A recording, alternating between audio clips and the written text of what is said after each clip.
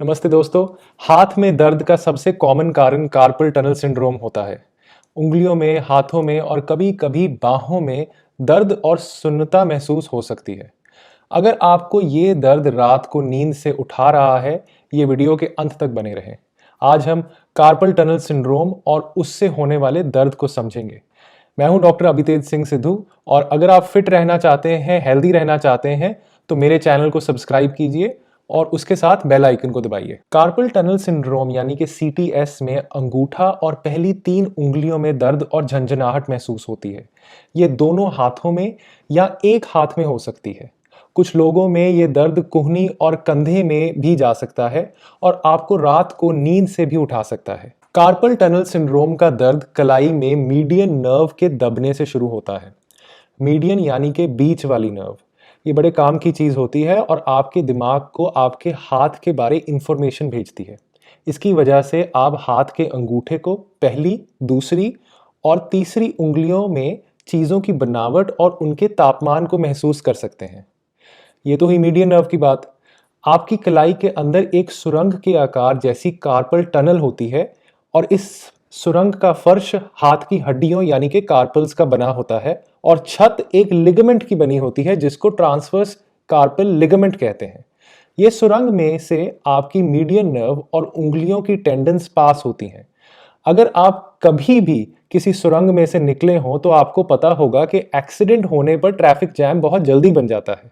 इसी तरह से अगर हमारी कार्पल टनल में किसी वजह से ट्रैफिक जैम हो तो हाथ में प्रॉब्लम्स आ सकती हैं। कुछ चीज़ें कार्पल टनल सिंड्रोम के दर्द को ट्रिगर कर सकती हैं, जैसे ड्राइविंग, टाइपिंग, माउस को चलाने से, स्क्रू ड्राइवर के यूज से, किताब को पकड़ने से या फोन पकड़ने से। कार्पल टनल सिंड्रोम महिलाओं में और ज़्यादा वजन के लोगों में अधिक देखा जाता है।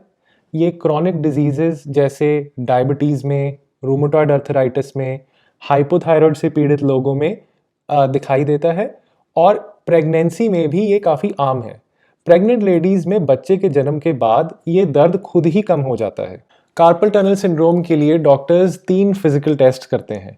अगर आपको इन टेस्ट्स के दौरान पहली 3 उंगलियों में दर्द या झंझनाहट महसूस हो तो आपको कार्पल टनल हो सकता है। आइए ये 3 टेस्ट साथ में करते हैं। ये 3 टेस्ट करते समय वीडियो को पॉज कर दें और दर्द होने पर टेस्ट को बंद कर दें।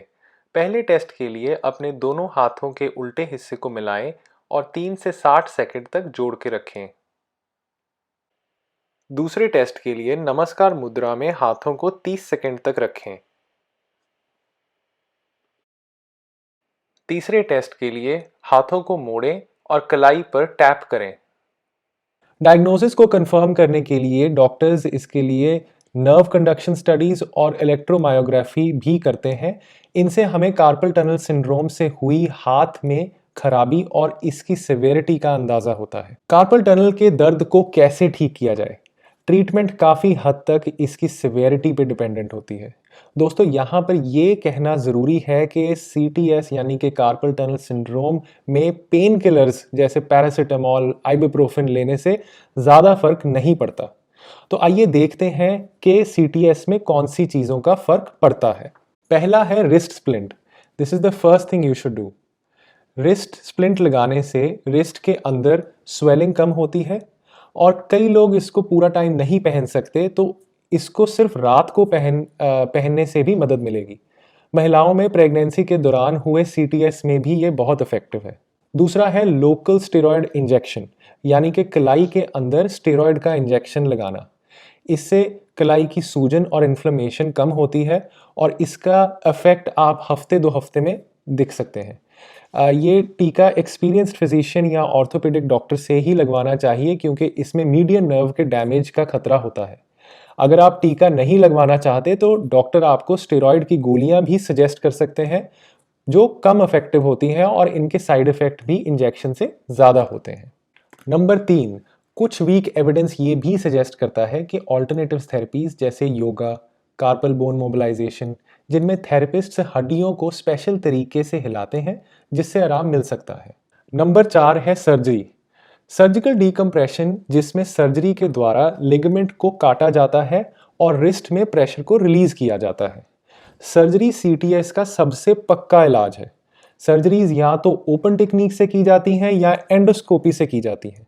ये 10 से 20 मिनट का साधारण सा प्रोसीजर होता है जिसमें दोनों कलाइयां साथ में भी ऑपरेट की जा सकती हैं और इसके रिजल्ट्स आपको इमीडिएटली दिखने लगते हैं। तो दोस्तों, आज हमने बात की कार्पल टनल सिंड्रोम की, और अगर आपने इससे पहले कोई ट्रीटमेंट ट्राई की है तो उसके बारे कमेंट बॉक्स में ज़रूर लिखिए और मुझे बताइए कि आपको ये वीडियो कैसी लगी। वीडियो को शेयर कीजिए और ये चैनल को सब्सक्राइब कीजिए। आपका बहुत बहुत धन्यवाद।